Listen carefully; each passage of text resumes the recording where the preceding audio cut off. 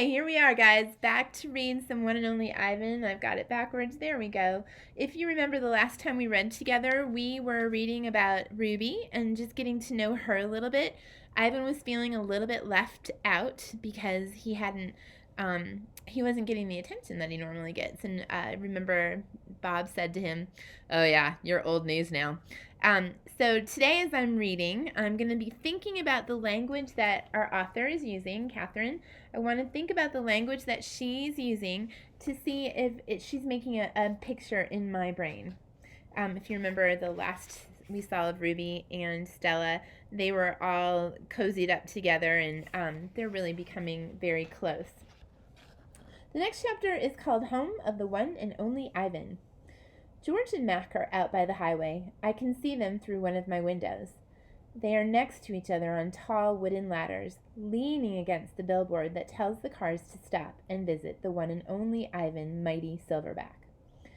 George has a bucket and a long-handled broom. Mac has pieces of paper. He slaps one against the billboard. George dips the broom into the bucket. He wets the paper with liquid from the bucket, and somehow the paper stays in place. Okay, that's painting a picture in my head, right? So I'm imagining this bucket and a long-handled broom and pieces of paper. He's slapping one against the billboard, and George dips that broom into the bucket. He wets the paper with liquid from the bucket, and somehow the paper stays in place. They put up many pieces before they're all done. When they climb down from the ladders, I see that they've added a picture of a little elephant to the billboard. The elephant has a lopsided smile. She's wearing a red hat, and her tail curls like a pig's. She doesn't look like Ruby. She doesn't even look like an elephant. I've only known Ruby for one day, and I could have drawn her better. Art lesson. Ruby asks a lot of questions. She says, "Ivan, why is your tummy so big?" And "Have you ever seen a green giraffe?"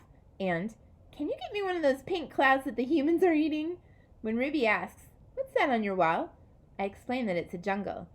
She says that the flowers have no sense, and the waterfalls have no water, and the tree has no roots. I'm aware of that, I say. It's art, a picture made with paint. Do you know how to make art? Ruby asks. Yes, I do, I say, and I puff up my chest just a little. I've always been an artist. I love drawing. Why do you love it? Ruby asks. I pause. I've never talked to anyone about this before. Why, when I'm drawing a picture, I feel quiet inside. Ruby frowns. Quiet is boring. Not always. Ruby scratches the back of her neck with her trunk. What do you draw, anyway? Bananas, mostly. Things in my domain. My drawings sell at the gift store for $25 a piece, with a frame.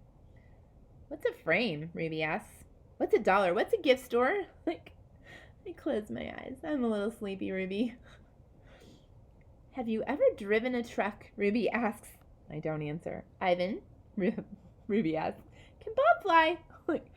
A memory flashes past, surprising me. I think of my father snoring peacefully under the sun while I'm trying every trick I know to wake him. Perhaps, I realize, he wasn't really such a sound sleeper after all. Okay, let's talk about that. So Ruby's asking all these questions, right? And Ivan finally says, Ruby, I'm tired, and he closes his eyes and he's pretending to be asleep. And then he remembers that maybe his dad did the same thing to him when Ivan was asking all the questions. Next chapter is called Treat. How's the foot, old girl? George asks Stella. Stella pokes her trunk between the bars. She inspects George's right shirt pocket for a treat he brings her every night without fail. George doesn't always bring me treats. Stella's his favorite. But I don't mind. She's my favorite, too. Stella sees that George's pocket is empty. She gives George a frustrated nudge with her trunk, and Julia giggles. Stella moves to George's left pocket and discovers a carrot. Carefully, she removes it. Mac walks past. Toilet's plugged in the men's bathroom, he says. Big mess. I'll take care of it, George sighs. Mac turns to leave. Before you go, Mac?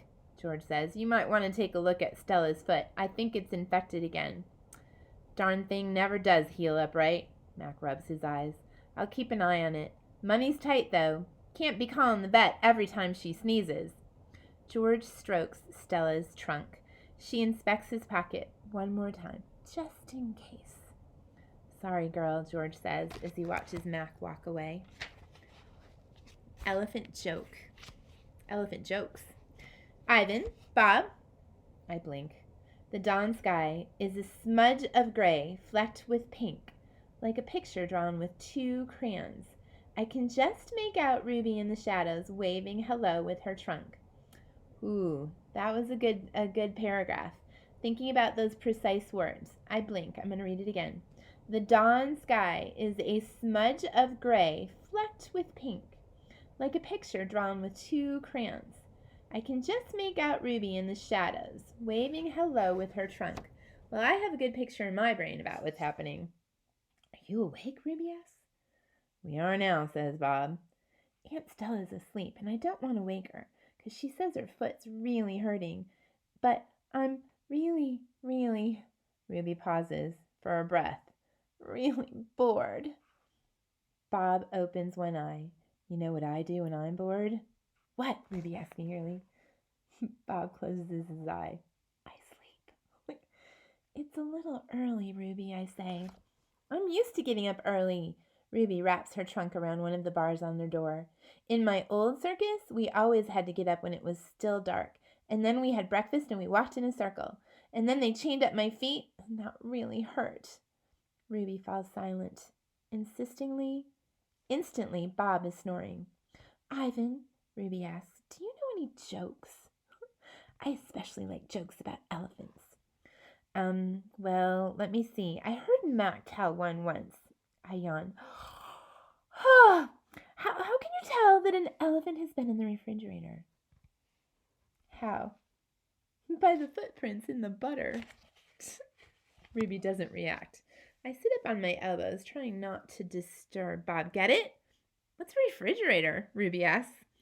It's a human thing, a cold box with a door. They put food inside. They put food in the door? Or food in the box? And is it a big box, Ruby asks, or a little box? I can see that this is going to take a while. So I sit up all the way. Bob slides off, grumbling. I reach for my pencil, the one I snapped in half with my teeth. Here, I say, I'll draw a picture of one. In the dim light, it takes me a minute to find a piece of paper that Julia gave me. The page is a little damp, and it has a smear of something orange on it. I think it's from a tangerine. I try my best to make a refrigerator. The broken pencil is not cooperating, but I do what I can. By the time I'm done, the first streaks of morning sun have appeared in flashy cartoon colors. I hold up my picture for Ruby to see. There's Ruby and Ivan showing his picture that he drew. She studies it intently, her head turned so that one black eye is trained on my drawing. Wow, you made that? Is that the thing you were telling me about before, art? Sure is. I can draw all kinds of things. I'm especially good at fruit. Could you draw a banana right now, Ruby says. Absolutely. I turn the paper over and I sketch. Wow, Ruby says again in an odd voice when I hold up the page. It looks good enough to eat. She makes a happy little sound, an elephant laugh. It's like the sound of a bird I recall from long ago, a tiny yellow bird with a voice dancing like water. Precise language. I can hear that one in my brain. Let me read it again. She makes a happy little sound, an elephant laugh. It's like the song of a bird I recall from long ago, a tiny yellow bird with a voice like dancing water. Strange. I'd forgotten all about that bird and how she'd wake me every morning at dawn when I was still curled safely in my mother's nest. It's a good feeling making Ruby laugh, so I draw another picture and another along the edges of the page. An orange, a candy bar, a carrot. What are you two up to? Stella asks, moaning as she tries to move her sore foot. How are you this morning? I asked. Just feeling my age, Stella says. I'm fine. Ivan is making me pictures, Ruby says, and he told me a joke. I really like Ivan, Aunt Stella. Stella winks at me. Me too, she says. Ivan, want to hear my favorite joke, Ruby asks. I heard it from Maggie. She was one of the giraffes in my old circus. Sure, I say. It goes like this. Ruby clears her throat. What do elephants have that nothing else has? Trunks, I think. But I don't answer because I don't want to ruin Ruby's fun. I don't know, Ruby, I reply. What do elephants have that nothing else has? Baby elephants, Ruby says.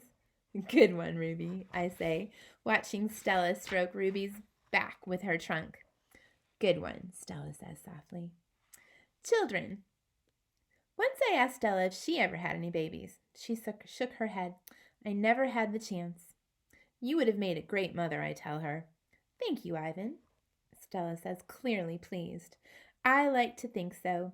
Having young ones is a big responsibility. You have to teach them how to take mud baths, of course, and emphasize the importance of fiber in their diet. She looked away, thinking.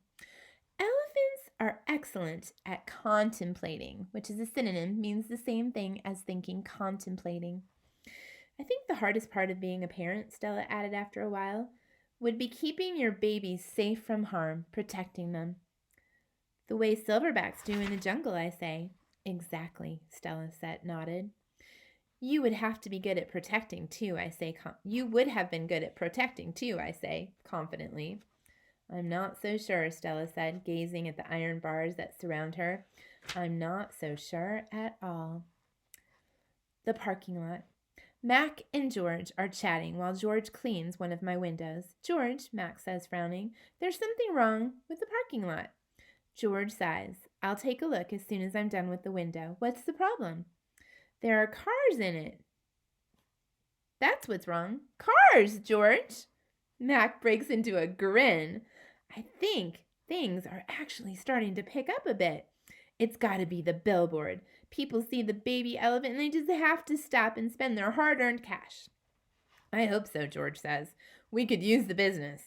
Mac's right. I have noticed more visitors coming since he and George added the picture of Ruby to the sign.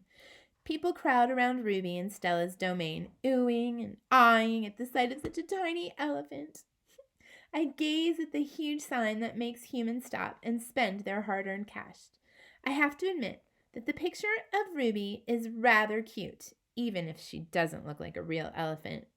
I wonder if Matt could add a little red hat and a curly tail to the picture of me. Maybe then more visitors would stop by my domain. I could use a few oohs and ahs. Okay, my friends, that is all for today. Don't have any other work for you, so just go and see what you got from your reading group teacher. See you soon. Bye, guys.